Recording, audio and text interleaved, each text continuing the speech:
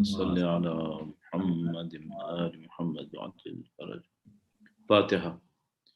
بسم الله الرحمن الرحيم. الحمد لله رب العالمين الرحمن الرحيم مالك يوم الدين إياك نعبد وإياك نستعين اهدنا الصراط المستقيم صراط الذين أنعمت عليهم غير المغضوب عليهم ولا الضالين. بار دیگر درود بھیجے گا محمد و آل محمد پر. اللہم صلی علی محمد و آل محمد وعجل فرجهم. اعوذ باللہ من الشیطان الرجیم. بسم اللہ الرحمن الرحیم.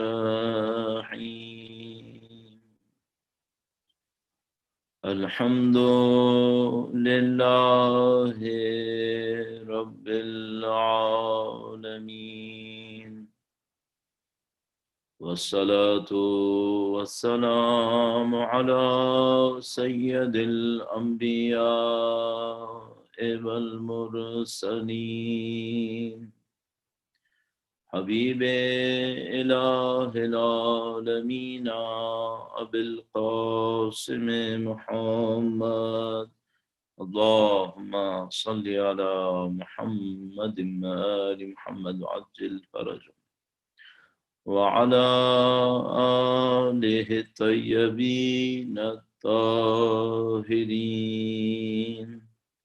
سیما بقیت اللہ فی الارضین.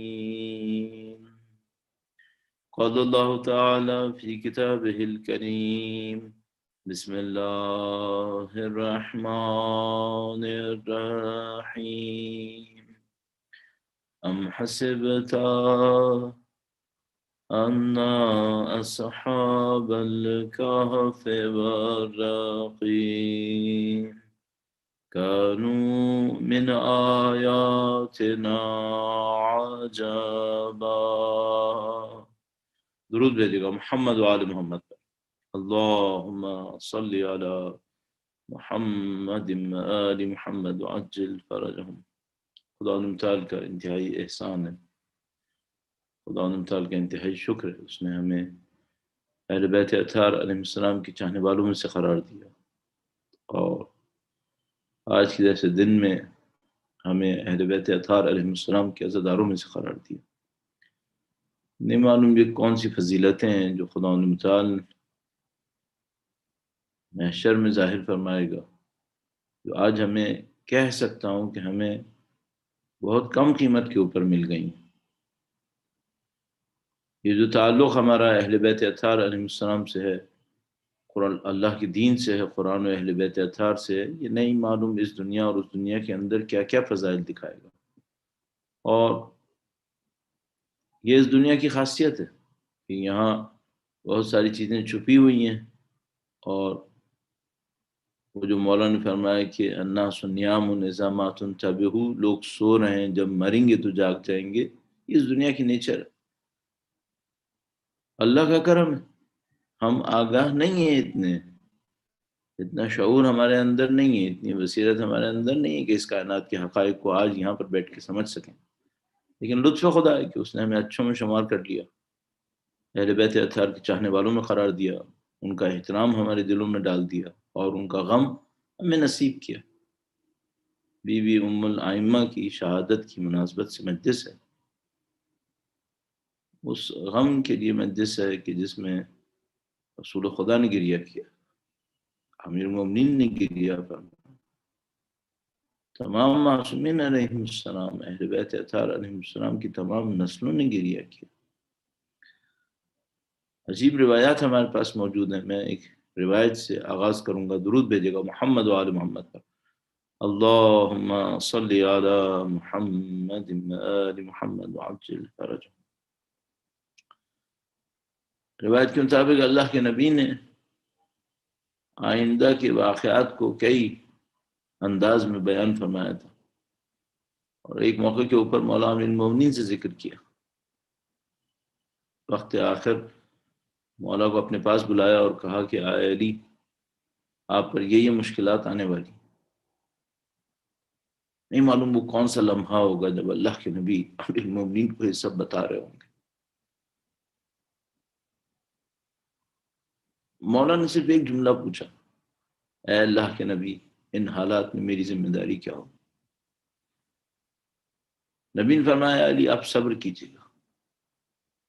اور یہیں سے وہ حکمت عملی شروع ہوئی جس کی بنیاد پر امیر المومنین اس عظیم الشان سانحے کے موقع کے اوپر صبر اختیار کرتے ہیں.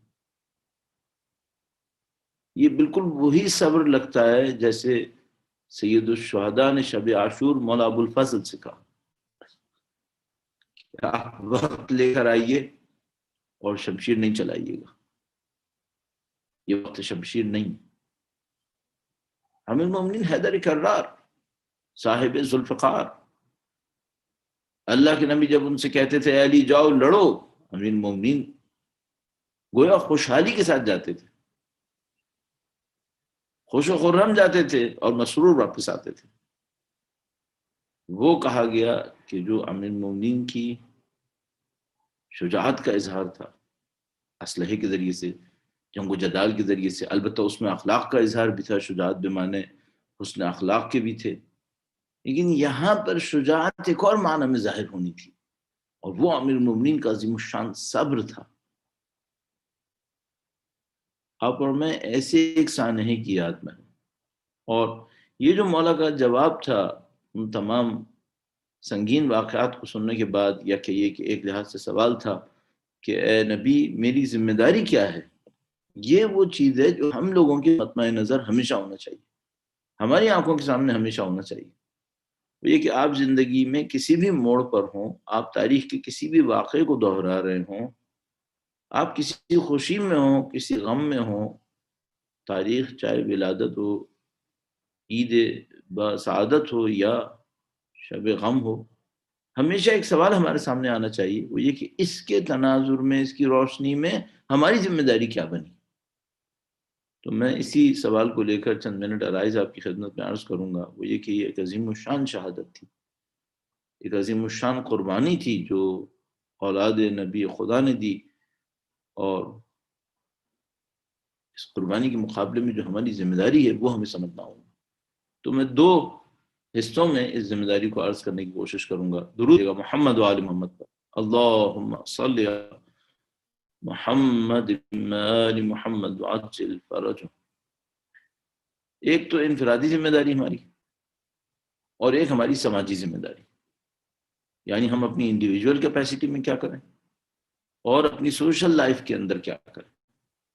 ہماری ظاہر ہے کہ ایک سماجی زندگی ہے، ہمارے رفیق ہیں، دوست ہیں، ہمارا معاشرہ ہے، ہمارا خاندان ہے، اس کے اندر رہتے ہوئے ہم کیا کریں، اور ایک وہ ذمہ داری جو ہماری ذاتی ذمہ داری بنتی ہے. تو ذاتی ذمہ داری کو میں اس لحاظ سے عرض کروں گا کہ اس ذاتی ذمہ داری میں پہلی ذمہ داری اس بندگی اور عبودیت کو اختیار کرنا جس کی خاطر یہ ساری قربانیاں دی گئی. بھائی ہم سب کے یہ واضح ہے یہ بات کہ یہ ساری قربانیاں کسی دین کی خاطر دی گئی ہیں، یہ ساری قربانیاں کسی پیغام کی خاطر دی گئی ہیں. اللہ کے نبی نے جو قربانیاں دیں، اللہ نے انبیاء کرام علیہ السلام کے ذریعے سے جو کچھ امتحان لیے، وہ سب کا سب اس بات کے لیے تھے کہ ایک دین ہے جس نے پھیلنا ہے. لہذا خدا جب امتحان لیتا تھا اور امتحان میں سرخرو ہوتے تھے کوئی، اور ان کو وہ انعام دیتا تھا تو اسی دین کا رہنما بنا دیتا تھا. اذ ابتلى ابراہیم ربہ بکلمات فاتمہن قال انی جاعلک للناس اماما. اور جب اللہ نے حضرت ابراہیم سے امتحان لیے کلمات کے ذریعے سے اور وہ اس میں سرخرو ہوئے، کامیاب ہوئے، تو خدا نے فرمایا کہ میں آپ کو تمام انسانیت کے لیے رہنما بناتا ہوں. وَمِن ذُرِّيَّتِي، اور اے اللہ میری ذریت میں سے. فرمایا لا ینال عہد الظالمین، میرا یہ وعدہ ظالموں کو نہیں پہنچے گا. یہ خدا کا نظام ہے.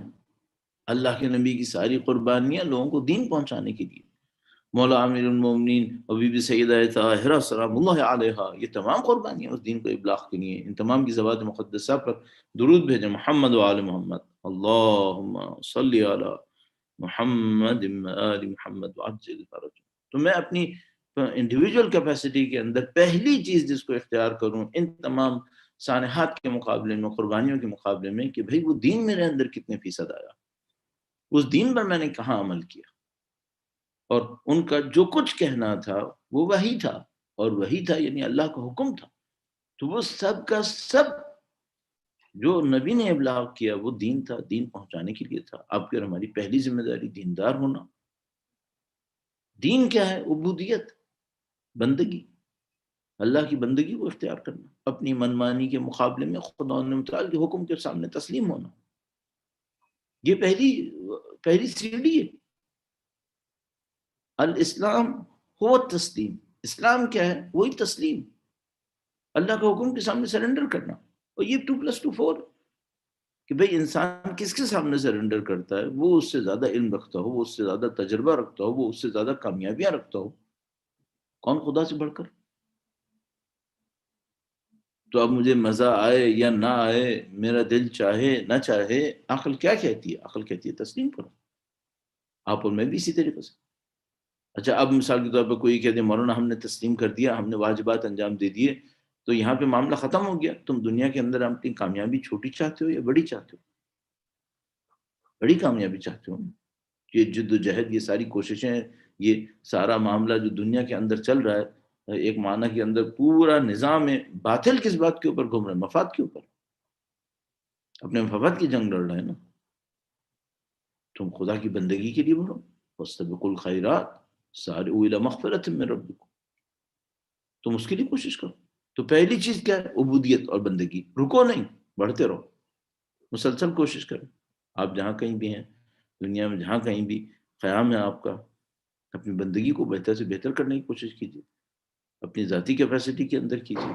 آپ کی عادتیں اللہ کی اوصاف اسماء حسنہ کا مظہر ہونا چاہیے، ان اوصاف کو اپنے اندر لے کر آئیے، اس کی کرامت، اس کی رحم، اس کا عدل، اس کا رزاق ہونا، اس کا علیم ہونا، یہ سب صفات الہیہ بندگی کے ذریعے سے نصیب ہوتی ہیں۔ بندگی میں جائیے، بندگی میں جانے لگیں گے، خود بخود آپ کا رابطہ ہے، اور اہل بیت اطہار علیہ السلام کی تعلیمات میں یہ چیز واضح ترین ہے، جو ان کا رابطہ ہے۔ اور جو کوئی بی بی کی شہادت کو دیکھتا ہے اور ان کی زندگی کے بارے میں تھوڑا سا بھی مطالعہ کرتا ہے، وہ جان لیتا ہے یہ رابطہ کس قسم کا رابطہ۔ انڈیویجول کیپیسٹی میں یہ ذمہ داری ہو گئی، عبودیت اور بندگی، اپنے اندر صفات کو زیادہ سے زیادہ لے کر آنا، اس میں کہیں نہ رکیے، اور کہیں نہ کہیں چیک کرتے رہیے کہ کہیں بیک ٹریک نہ ہو رہے ہوں، کہیں واپس نہ جا رہے ہوں۔ مشکل یہ انسان کے اندر بڑی عجیب مشکل ہے، وہ یہ کہ کچھ عرصے تک تو وہ اپنے اوپر کسی چیز کا دباؤ کر لیتا ہے، لیکن کچھ عرصے کے بعد بالکل برسٹ ہو جاتا ہے، اور اگر عقل مندی کا کام نہ کیا ہو تو ریورس ہونا شروع ہو جاتا ہے۔ اپنی عبودیت میں آگے بڑھیے۔ میں دوسرے پیغام کی طرف عرض کرنے کی کوشش کرتا ہوں، البتہ انڈیویجول کیپیسٹی کے اندر ایک نقطہ اور عرض کروں گا، درود بھیجے گا محمد و آل محمد پہ، اللہم صلی علی محمد آل محمد وعجل فرجہم۔ جب آپ عبودیت کے مرحلے میں کوشش کریں، محنت کریں، تو بہت نفیس ایک جملہ ہے جو امام اول سے بھی منسوب ہے، امام ثانی ثالث سے منسوب ہے، تیسرے امام سے بھی منسوب ہے، الفرصت تمر مر السحاب، فرصت بادلوں کی تیزی سے گزر جاتی ہے۔ اہم ترین فرصت انسان کی زندگی ہے، عبودیت کے لیے دی گئی ہے، اور یہ زندگی بہت تیزی سے گزر جائے گی اور اختتام پہ پہنچ جائے گی، بجائے اس کے کہ انسان موت سے پہلے افسوس کرے، بجائے اس کے کہ انسان اپنی جسمانی کمزوری کے زمانے میں اس زمانے کو یاد کرے جب جسمانی طور پہ طاقتور تھا، اسی طاقت کے زمانے میں عبودیت کا جس کو کہتے ہیں سامان فراہم کر لے، اپنے اندر وہ عادتیں اسٹیبلش کر لے جو کمزوری کے زمانے میں بھی اس کا ساتھ نہیں چھوڑتی ہیں۔ ایک دفعہ انسان کے پاس عقل ہوتا ہے، کنٹرول ہوتا ہے، جسمانی طاقت ہوتی ہے، بہت سارے کاموں کو وہ اپنے اوپر امپوز کر سکتا ہے۔ جب یہ سب کچھ کمزور ہونے لگتا ہے پھر امپوز کرنے کا ٹائم نہیں ہوتا، پھر تو انسان ایک روال میں بہہ رہا ہوتا ہے۔ اگر ادھر تک آتے آتے آپ نے اچھی عادتیں اپنے اندر ایجاد کر لی ہیں، وہ اچھی عادتیں کمزوری میں بھی آپ کا ساتھ دیں گی. کسی جاننے والے کے بارے میں بڑی عجیب بات پتہ چلی. وہ کوما میں چلے گئے تھے کسی بیماری کی وجہ سے. تو ان کے نزدیک ترین اعزا اقارب میں سے کسی نے یہ بات بتائی، کہنے لگے کہ وہ اپنی زندگی میں نوافل کے پابند تھے، تعقیبات کے پابند تھے. تو انہوں نے کہا کہ یہ ہم عجیب معاملہ دیکھتے تھے اور ڈاکٹرز بھی دیکھتے تھے کہ جس نماز کا ٹائم آتا تھا اس کی تعقیبات کوما کی حالت میں ان کی زبان پہ جاری ہو جاتی تھے تو وہ کوما میں بے ہوشی میں تھے، لیکن کہنے کہ جیسی ظہر کی نماز کا ٹائم آتا تھا وہ تعقیبات سے ظہر ان کی نماز ان کی زبان سے جاری ہونا شروع ہو جاتی تھی. اپنی طاقت کے زمانے میں اتنا اپنے اوپر اس عادت کو باقی رکھا، جاری رکھا کہ اب وہ عادت ضعف میں بھی ساتھ دے رہی ہے، اور روحانی طور پر روح اتنی بلند ہو گئی ہے کہ وہ جسم کی شکست سے شکست نہیں کھا رہی. تو وہ نماز شب پڑھنے کے لیے شاید کھڑا بھی نہ ہو سکے، لیکن اس کا وجود نماز شب پڑھ رہا ہوگا. اسی طرح معاملہ سچائی کا ہے، اسی طرح معاملہ عدل کا ہے، یہی معاملہ مختلف انسانی صفات کا ہے جو اسماء الحسنہ کے اندر ریفلیکٹ ہوتی ہیں. تو ضعف کے عالم میں آنے سے پہلے عبودیت میں آگے بڑھ جائیے، تاکہ انشاءاللہ پروردگار عالم اس راستے پہ گامزن کرے جس پر بی بی سیدہ سلام اللہ علیہا انتہائی کم عمری کے زمانے میں رہنما کے طور پر تھی. یہ نقطہ عرض کرنا انتہائی ضروری ہے. عجیب روایت ہے ہمارے پاس، میں نے عرض کیا رہنما کے طور پر تھی، رہنما نہ ہم لوگوں کے لیے. یہ بڑی عجیب بات ہے یہ کہ ہمارے پاس روایت ہے ائمہ سے کہ فرمایا کہ ہم بندوں پر اللہ کی حجت ہے اور ہماری جد ماجدہ ہم پر حجت. اللہ اکبر، یا اللہ، کیا مقام ہے! ناقابل فہم ہے بعض چیزیں یقینا. اور ممکن ہے کہ دشمن ہم پر اعتراض کریں کہ آپ لوگ کچھ ایسی باتیں کہتے ہیں جو سمجھ میں نہیں آتی. ایک معنی میں صحیح کہہ رہے ہیں، ہمیں سمجھ میں نہیں آتی، لیکن مشکل یہ ہے کہ ہم نہیں کہہ رہے، اللہ کے نبی نے کہا. کیا کسی کو سمجھ میں آتا ہے کہ کوئی باپ اپنی بیٹی کو ماں کے طور پہ تعبیر کرے؟ ماں کا ایک مقام ہے، بیٹی کا ایک اور مقام ہوتا ہے. لیکن اللہ کے نبی اپنی صاحبزادی کو ام ابیہا کہیں، یہ سمجھ میں آتی ہے؟ یہ کسی اور نے کہا ہے؟ اللہ کے نبی نے ارشاد فرمایا ما ينطق عن الهوى ان هو الا وحی یوحی. ایک طرف سے اللہ کے نبی نے ارشاد فرمایا یہ میرے جگر کا ٹکڑا ہے، رحمت للعالمین کہہ رہے ہیں یہ میرے جگر کا ٹکڑا ہے. یہ جگر کوئی لیور تو نہیں ہے. اللہ کے نبی جیسا کہ کئی دفعہ عرض کر چکا ہوں کہ حقائق کو بیان کر رہے ہوتے ہیں، نہ جذبات کو. اللہ کے نبی کہہ رہے ہیں کہ بی بی کی ذات کے بارے میں کہ یہ میرے جگر کا ٹکڑا ہے. معاملہ صرف اتنا نہیں ہے کہ اللہ کے نبی اپنے جذبات منعکس کر رہے ہیں، یا جب وہ کہتے ہیں ام ابیہا ہے تو نہیں کہہ رہے کہ صرف جذبات منعکس کر رہے ہیں، نہیں، کچھ حقائق ہیں جو بیان کر رہے ہیں. وہ حقائق کیا حقائق ہیں کہ اللہ کے نبی اپنی صاحبزادی کو والدہ کا مقام دے رہے ہیں. اللہ کے نبی اپنی صاحبزادی کو اپنے وجود کا ناقابل جدا، جگر انسان سے جدا نہیں ہو سکتا. آپ کو پتہ ہے جگر کی کیا حیثیت ہے؟ فرمایا یہ میرے جگر کا ٹکڑا ہے، یہ میرے وجود ہے، پارے تن. اللہ کے نبی فرمایا میرا حصہ ہے. کوئی ایسا حصہ ہے کہ جس کی تاثیر ناقابل فہم ہے رسول خدا کے اوپر. ام ابیہا کا مطلب تو یہی ہوتا ہے، ماں، وجود کا وجود دینے والی ہستی ہوتی ہے. نہیں معلوم کون سا مقام ہے بی بی سیدہ سلام اللہ علیہا کا کہ جس کے بارے میں یہ معصومین علیہ السلام اس طرح سے فرامین ارشاد فرماتے. تو عزیزان محترم، ان بی بی کی عظمتوں کے مقابلے میں ان کی شہادت، ان کی قربانیوں کو ذکر کرتے ہوئے جو چیز پہلی ذمہ داری ہمارے اوپر آتی ہے وہ یہ کہ پاس کریں، خیال کریں ان تمام قربانیوں کا، اس بندگی پہ چلیں جو بی بی نے سکھائی. درود بھیجیں محمد و آل محمد.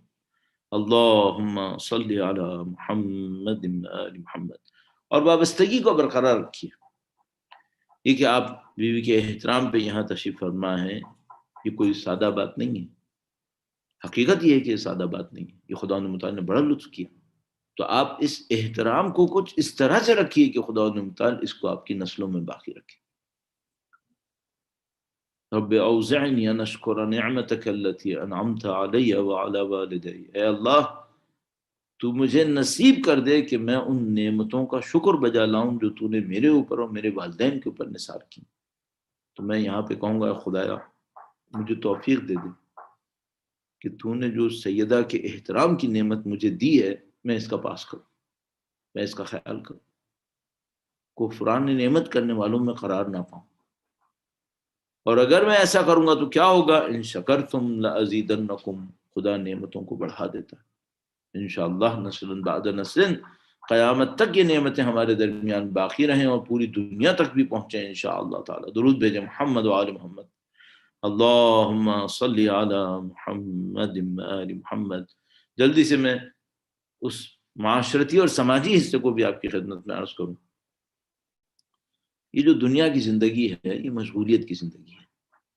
یہاں انسان کے لیے مشغول رہنے کے لیے بہت کچھ ہے، ضرورتیں بھی ہیں، مشغولیتیں بھی ہیں. یعنی کچھ تو ایسی ذمہ داریاں ہیں جن کو ادا کرنا ہی پڑے گا.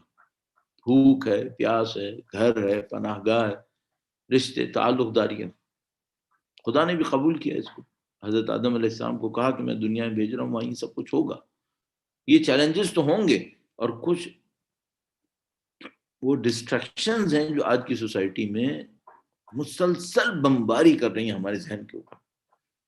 سوشل میڈیا کے ذریعے سے اور پتہ نہیں اسٹریٹس کے اوپر چلتے ہوئے، لوگوں سے ملتے ہوئے ایک بمبارٹمنٹ ہے ڈائیورژنس کی، ڈسٹریکشنز کی. یہ بھی ہو، یہ بھی ہو، یہ بھی ہو. تو پتہ چلتا ہے کہ بعض اوقات انسان تیز سواری کی طرح بھاگے جا رہا ہوتا ہے اور کوئی اس سے پوچھے کہاں جا رہے ہو تو اس کو پتہ نہیں ہوتا کہ میں بھاگ کہاں رہا ہوں. اور پوری طاقت اس بات کے اوپر لگائی ہوئی ہے کہ میری اسپیڈ کم نہ ہو، لیکن جا کہاں رہا ہوں یہ نہیں معلوم. بہت سارے لوگوں کے ساتھ اس وقت دنیا میں یہی ہو رہا ہے. تو یہ جو ڈسٹریکشنز ہیں، کچھ تو ریکوائرمنٹس ہیں لائف کی، بھوک پیاس، کمائی، خرچ، تعلقات، اور کچھ ڈسٹریکشنز ہیں وہ بھی کم نہیں، الا ماشاء اللہ کتنی زیادہ ہیں یہ سب. ان تمام کے دوران کچھ خدا متعال نے ہماری سماجی ذمہ داریاں رکھی. ان تمام کے دوران البتہ ان سماجی ذمہ داریوں کا اثر ہماری انفرادی زندگی پہ پڑے گا. کوئی شخص اگر اپنی سماجی ذمہ داری کو، سوشل رسپانسبلٹیز کو انجام نہ دے تو وہ پرسنل کیپیسٹی میں بھی سکسیسفل نہیں ہوگا. اس میں بھی اس کو مشکلات کا سامنا کرنا پڑے گا، قطعاً محروم ہو جائے گا. لیکن بظاہر ان کا تعلق سوسائٹی سے ہے. ان ذمہ داریوں میں سر فہرست ذمہ داری، سر فہرست کیا ہے؟ حجت خدا کا ساتھ دینا، نصرت امام، اللہ کی حجت کے ساتھ رہنا. بیوی کی مختصر عمر کا جائزہ لیجیے، بہت سرسری جائزہ. بیٹی ہیں تو حجت خدا کے ساتھ ہیں، زوجہ ہیں تو حجت خدا کے ساتھ ہیں، اور تربیت بھی کر رہی ہیں تو حجت خدا کی کر رہی ہیں. اور جب انتہائی سنگین مرحلہ آیا، جب ساتھ دینے والے ہاتھوں کی انگلیوں کے برابر بھی نہیں تھے، تو وہی سیدہ سارے احترامات کو خطرے میں ڈال کر جو سوسائٹی ان کے ساتھ کر سکتی تھی ان تمام خطرات کے باوجود حجت خدا کی نصرت کے لیے تشریف فرما ہو گئی. انصار میں سے ایک ایک کے گھر تشریف لے گئی.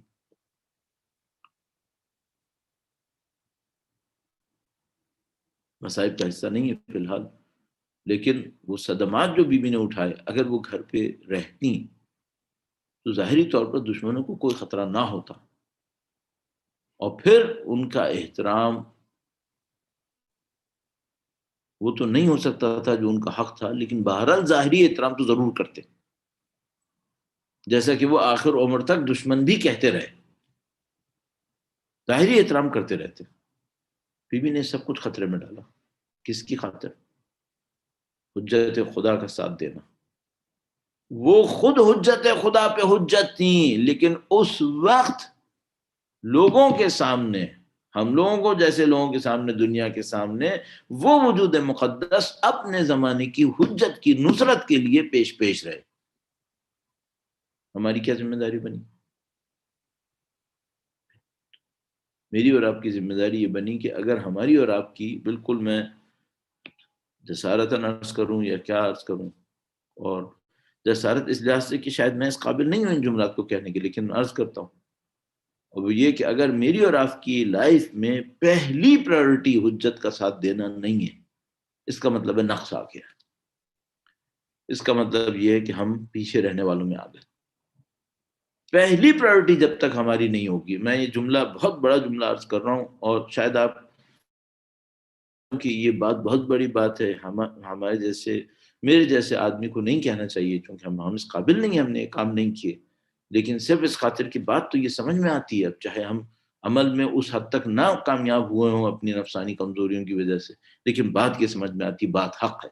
بات کیا حق ہے؟ وہ یہ کہ لائف کی پہلی پرائرٹی حجت خدا کا ساتھ دینا ہے، اور یہ پرائرٹی اتنی شدید ہے کہ تمام نیسیسٹیز آف لائف ان سب کو اوور رول کر دیتی ہے اگر یہ پرائرٹی ٹکرا جائے۔ ایک دفعہ نارمل حالات ہوتے ہیں تو کیا انسان کے لیے ضروری ہے کہ حجت خدا کا ساتھ دے چاہے بھوک سے مر جائے؟ نہیں، کیونکہ نارمل حالات میں ایسا ہوتا نہیں ہے کہ بھوک اور حجت خدا کا ساتھ دینا ٹکرا جائے۔ کیا ضروری ہے کہ انسان حجت خدا کا ساتھ دے اور اتنا ساتھ دے کہ مثال کے طور پر جان سے جائے؟ نہیں، ضروری نہیں ہوتا، چونکہ ہر جگہ یہ ٹکراتا نہیں ہے، لیکن اگر کہیں ٹکرا دے پھر اولویت کس کو حاصل ہے؟ جان کو، بھوک کو، مال کو، احترام کو، یا حجت خدا کا ساتھ دینا؟ حجت خدا کا ساتھ دینا، کوئی شبہ نہیں ہے اس کے اندر۔ نشانی کیا ہے؟ دلیل کیا ہے؟ اہل بیت کی حیات طیبہ، بالاخص ان کی خواتین کی حیات طیبہ۔ اللہ اکبر! کون احترام کا مستحق ہے بنت نبی خدا سے بڑھ کر؟ کون احترام کا مستحق ہے امیر المومنین کی صاحبزادی سے بڑھ کر؟ ان سب نے اپنی زندگیوں کو، اپنے احترام کو، اپنے سکون، چین، محبتوں، پیار، سب کو قربان کر دیا حجت خدا کی نصرت کے اوپر جب یہ ٹکرائے۔ یہی چیلنج ہمارے سامنے ہے معاشرتی زندگی کے اندر کہ بھائی تم کن لائف کے اندر کن پرائرٹیز کے اوپر زندہ ہو۔ تمہاری پرائرٹی میں پہلی پرائرٹی وہ ہونی چاہیے، اس کو دیکھو سب سے پہلے۔ ہاں، میں نے عرض کیا کہ بھئی نارمل حالات میں ایسا نہیں ہوتا کہ مجھے ہر روز بھوکا رہنا ہے اس وجہ سے کہ مجھے حجت خدا کا ساتھ دینا ہے، لیکن اگر کبھی ہو جائے تو پھر بھوکا رہنا ہے۔ کیسے؟ جیسے کربلا والی، جان بھی دینی ہے، مال بھی دینا ہے، عزت، آبرو، احترام سب قربان کرنا ہے۔ کیسے؟ جیسے سیدہ طاہرہ سلام اللہ علیہ، اللہم صلی علی محمد آل محمد عجل فرج۔ اور عزیزان محترم، یہ پوائنٹ وہ پوائنٹ ہے کہ اگر یہ ہمیں سمجھ میں آ جائے تو پھر یہ سمجھ لیجئے کہ غیبت کو ختم ہونے میں دیر نہیں لگے۔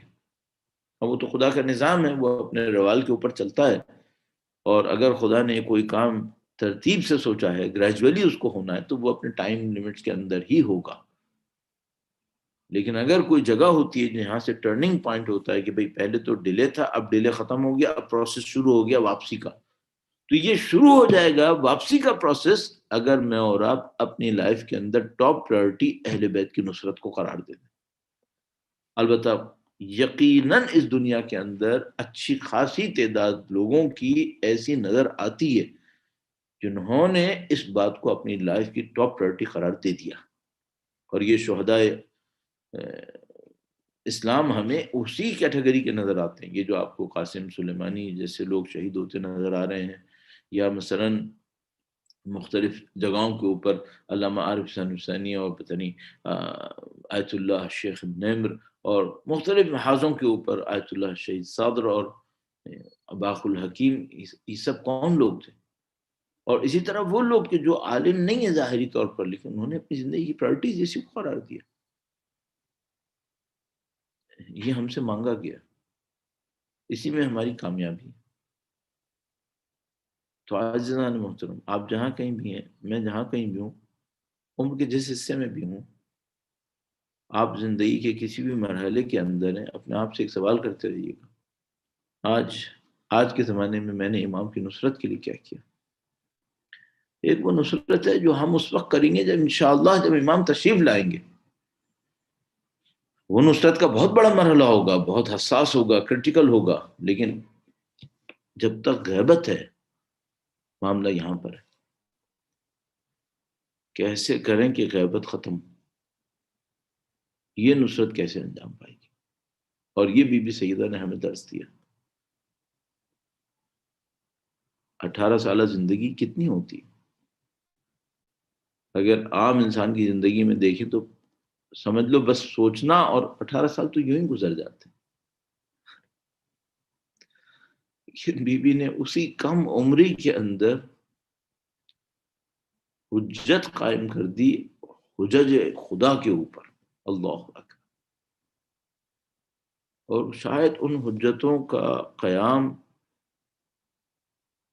اس صورت میں بھی رہا ہو کہ کوئی اتنے ضعف، اتنی تنہائی اور اتنے اکیلے پن میں ہو اور وہ جد و جہد انجام دے دے کہ جو بی بی نے انجام دی. سارے حالات مخالف تھے، سارے حالات مخالف تھے. اور جیسے دعائے نصبہ نے فرمایا کہ امت جمع ہو گئی تھی، مجتمعۃ علی قطیعۃ رحمہ، جمع ہو گئی تھی کہ ہمیں نبی کے اقارب کو اور ان کے اہل قربا کو لا تعلقی کی نظر سے دیکھنا ہے، قطع رحم کرنا ہے. جمع ہو گئی تھی اس بات کے اوپر. بغیر اعوان و انصار کی کوئی جنگ جیتے کیسے جیتے؟ اپنا احتجاج کیسے ریکارڈ کرائے؟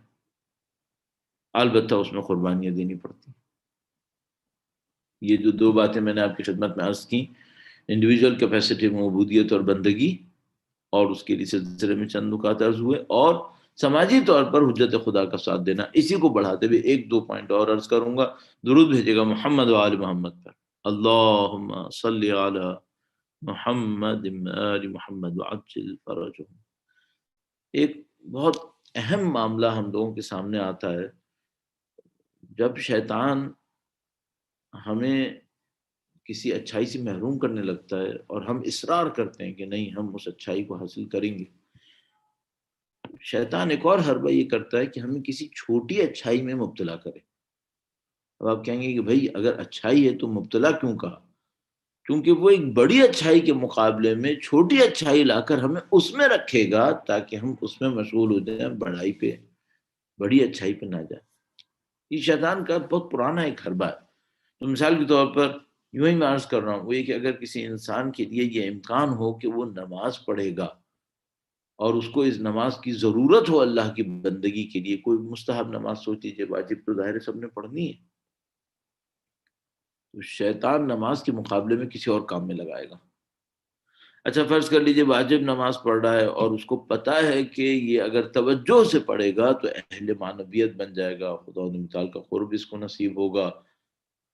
اول وقت نماز پڑھے گا تو یہ فضیلتیں مل جائیں گی. بقول روایات کے اندر آیا کہ ملک الموت اول وقت نماز پڑھنے والوں کو مشاہدہ کرتے ہیں، اور موت کے وقت خود ملک الموت اول وقت نماز پڑھنے والے کو دین تلقین کرتے ہیں. کہو اللہ کی وحدانیت کی گواہی دو، نبی کی نبوت کی گواہی دو، امیر المومنین کی ولایت کی گواہی دو. خود ملک الموت تلقین کرتے ہیں. کس کو؟ جس نے اپنی زندگی میں عادت رکھی تھی اول وقت نماز پڑھنے کی. تو یہ تو بہت بڑا معرکہ ہے. اگر کوئی اس طرح سے معاملہ ہو تو شیطان کیا کرے گا؟ شیطان اول وقت اس فضیلت سے روکنے کے لیے کوئی اور چھوٹا کام لے کر آئے گا. وہ بھی برا نہیں ہوگا، حرام نہیں ہوگا، شاید وہ بھی ایک چھوٹا سا مستحب ہو، اس میں مبتلا کرے گا. اب ابتلا کا لفظ واضح ہے، مبتلا کرے گا تاکہ اس فضیلت سے محروم رہ جائے. بہت سارے بہانے ہیں ہمارے پاس بھی حجت خدا کا ساتھ نہ دینے کے. ہم یہ کر رہے ہیں، ہم وہ کر رہے ہیں، ہم یہ کر لیں گے، ہم وہ کر لیں گے. کم از کم یہ تو کر رہے ہیں نا. وہ تو شیطان بھی یہی کروائے گا، اس فضیلت کے مقابلے میں چھوٹے کاموں میں ڈالے گا. آپ اپنے بہت ہوشیاری سے اپنے دین کے اندر اس بات کو دیکھیں. ہمارے پاس اس پر بھی روایت ہے کہ دین صرف یہ نہیں ہے کہ انسان حق اور باطل کو ڈھونڈ پائے. فقہ دین کا علم صرف یہ نہیں ہے کہ دیکھیں یہ حق ہے اور یہ باطل ہے. یہ بھی دیکھے کہ یہ خیر ہے یہ شر ہے، کون سی شر زیادہ ہے، مثلا یہ دو برائیاں ہیں، ان میں کون سی برائی زیادہ ہے، یہ دو اچھائیاں ہیں، ان میں کون سی اچھائی زیادہ ہے، اس کو بھی دیکھے۔ اور اگر یہ نہیں دیکھ رہا تو اس کا مطلب کیا ہے؟ اس کے اندر دین کی فہم نہیں ہے، دین کی الف بے اس کو آتی ہے لیکن گہرائی اس کے اندر نہیں۔ آج یہ مشکل بھی آئی بھی ہمارے سامنے، بہت سارے لوگ چھوٹے چھوٹے کاموں میں اپنے آپ کو مشغول کیے رہیں گے اور اپنے آپ کو مطمئن کیے رہیں گے کہ کم از کم وہ حرام تو نہیں کر رہے نا، لیکن وہ یہ نہیں سوچ پائیں گے کہ جو اس کے کرنے کی ذمہ داری تھی اس کے مقابلے میں جو تم کر رہی تو کچھ بھی نہیں ہے، کہ جو اپنے آپ کو بہلا رہے ہو۔ تو آپ اور میں بھی دیکھتے رہیے، کوئی بھی چیز میری اور آپ کی مانوی ترقی سے بہتر نہیں ہے۔ کوئی انسان کہے میں یہ کر رہا ہوں، میں نے وہ کر دیا، میں نے یہ کر دیا، آپ کی اپنی اندر اسپریچول ڈیولپمنٹ نہیں ہوئی تو باقی سب سمجھ لیجیے کہ آپ نے پتہ نہیں کیا کیا۔ اس کو کم نہ سمجھیں، کم از کم اس کو اہمیت دیں۔ اور اسی طریقے سے حجت خدا کی نصرت صرف الفاظ میں نہیں، گرچہ خدا کریم ہے، مغفرت کے لیے جب کہتا ہے طلب مغفرت کرو تو کہتا ہے لفظ بھی اہم ہے، استغفر اللہ کہنا، اللہ کے سامنے گڑ گڑانا، شرمندہ ہونا، رونا اہم ہے۔ گرچہ اس کو تو یہ کہنا چاہیے تھا، مثلا ظاہری طور پہ کوئی سوچے کہ بھئی گناہ تو جسم سے کیا تھا، عمل سے کیا تھا، اب استغفار لفظ سے کیوں قبول کر رہا ہے؟ تو خدا کریم ہے، وہ یہ بھی قبول کرتا ہے۔ تو اگر کوئی یہ کہے کہ مولانا میں صبح کو دعا عہد پڑھتا ہوں، دعائے سلامتی پڑھتا ہوں، یہ کیا اہم نہیں ہے؟ یہ اہم ہے، اچھا ہے، بہت اچھا ہے، اکتفا اس پہ نہیں کرو، تھوڑا سا آگے کا سوچو۔ اور بہت معذرت کے ساتھ ایک جملہ کبھی کبھی اساتذہ دہراتے ہیں، وہ کہتے ہیں کہ دیکھو اگر صرف زبان سے کہنا کافی ہوتا نا تو ہم 1100 سال میں پہلی دفعہ نہیں آئے جو یہ کہہ رہے ہیں۔ 1100 سال میں اور بھی بہت سارے لوگوں نے کہا ہے لیکن ظہور نہیں ہوا۔ اس کا مطلب ہے بہرحال کوئی کمی ہے جو زبان سے کہنے سے بڑھ کر بھی چاہیے ہمیں، تو اس کی طرف انسان توجہ دے اور اس احترام کو اپنی زندگی کا حصہ بنا لے۔ ماشاءاللہ آپ میں سے کچھ دوست احباب ہیں ایسے علاقوں سے ہیں جہاں پر اہل بیت اطہار علیہ السلام کے احترام میں بڑی اچھی مثالیں بنی ہوئی ہیں، اور اللہ کرے کہ ہم اس حقیقی احترام تک پہنچ سکیں جس کا خدا نے ہم سے مطالبہ کیا کہ اہل بیت اطہار علیہ السلام کے نام پہ مجالس کا انعقاد، کہیں پر بیٹھ جانا، اپنے دلوں کو ان کے غم کی ساتھ ہی باقی رکھنا، یہ فضیلت ہے۔ کوئی کسی کے لیے کب روتا ہے؟ جب تعلق ہوتا ہے، واسطہ ہوتا ہے۔ دنیا میں ہزاروں لوگ مر رہے ہیں ہر روز، کون رو رہا ہے کس کے لیے؟ لیکن اگر کوئی تعلق ہوتا ہے، کوئی اولاد مری، کوئی والدین مرے، انسان روتا ہے۔ پھر اس تعلق کی بڑی اہمیت ہے۔ یہ کہ آپ جمع ہوتے ہیں اور مثلا سید الشہداء کے لیے روتے ہیں، یہ تعلق بڑی اہمیت رکھتا ہے۔ آپ نے باپ کا مقام دے دیا نا انہیں، اور حقیقت یہ ہے کہ باپ سے بڑھ کر ہم سب جانتے ہیں بھائی باپ تو سب کے مر جاتے ہیں، کبھی نہ کبھی تو مرنا ہوتا ہے۔ مرتے ہیں تو بہرحال 1 سال رولیے، 2 سال رولیے، آنسو خشک ہو جائیں گے۔ سید الشہداء کا غم وہ غم آنسو خشک نہیں۔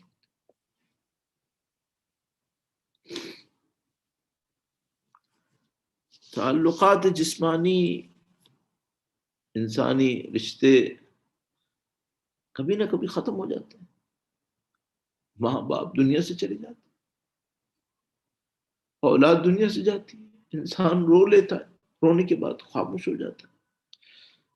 لیکن کچھ مصائب ایسے ہیں اہل بیت اطہار علیہ السلام کی شخصیتوں کے، ساری زندگی بھی انسان روتا ہے، آنسو ختم نہیں ہوتے۔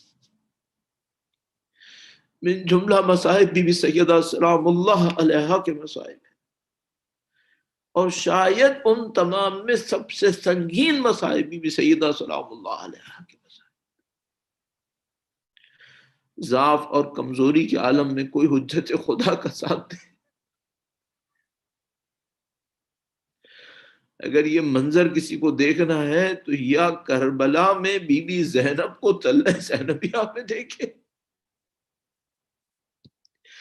یا حجرہ امیر المومنین کے اندر بی بی سیدہ طاہرہ سلام اللہ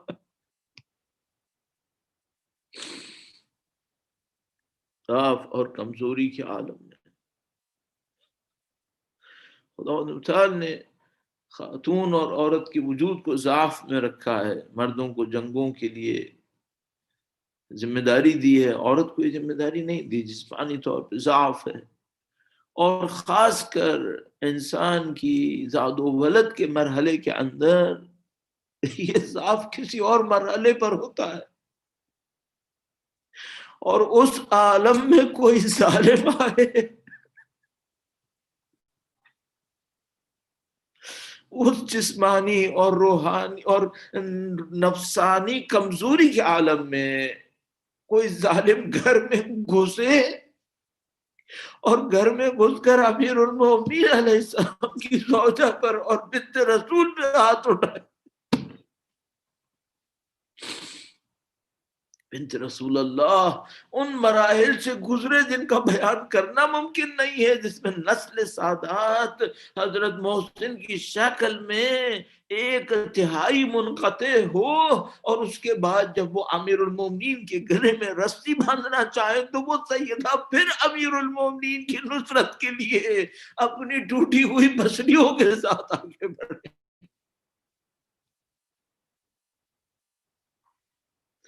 کس ضعف کا عالم ہے جس کے اندر سیدہ امیر المومنین کی نصرت کے لیے اپنا ہاتھ بڑھاتی ہیں اور وہ لائن اتنے کوڑے مارتے ہیں کہ سیدہ کا دست مبارک گویا چھٹ جاتا ہے.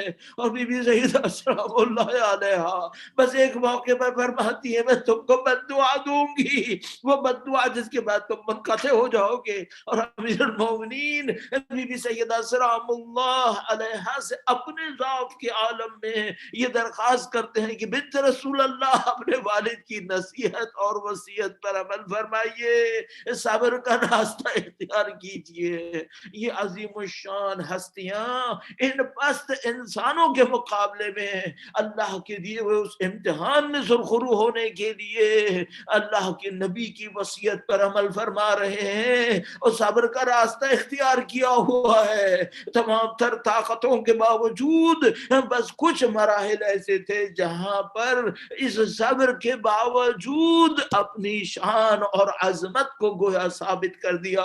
ایک وہ موقع تھا جب مولا امام حسین علیہ السلام اپنی والدہ سے الوداع کرنے کے لیے تشریف لائے. امیر المومنین کی روایت اہل سنت تشیع دونوں کے پاس موجود، ان کے فرمایا قسم خدا کی فاطمہ کے بدن کفن ٹوٹ گئے اور حسین کو ماں نے الوداع کر دیا. لعنت اللہ علی القوم الظالمین وَسَيَعْلَمُ الَّذِينَ ظَلَمُوا أَيَّامَ انقلب ينقلبون. خدایا اس غم کی تسلیت تیرے نبی کے حضور پیش کرتے ہیں. خدایا بنت رسول اللہ جن کے احترام کا تیرے نبی نے ہمیں حکم دیا تھا لیکن ان کا احترام ملاحظہ نہیں ہوا، خدایا اس شہادت کی تسلیت مولا امیر المومنین کے حضور پیش کرتے ہیں جنہوں نے اپنے اہل خانہ پر آنے والی اس مصیبت پہ صبر کیا. اور خدایا اس تسلیت کو پیش کرتے ہیں وقت کے امام کے حضور جو پردہ غیبت میں منتظر کہ کب خدا کا اذن حاصل ہو. اللہم عجل لولیک الفراج، اللہم عجل لولیک الفراج واجعلنا من عوانہ وانصارہ والمستشہدین بین یدائی. اللہم صل علی محمد آل محمد وعجل فرجہم. محمد آل محمد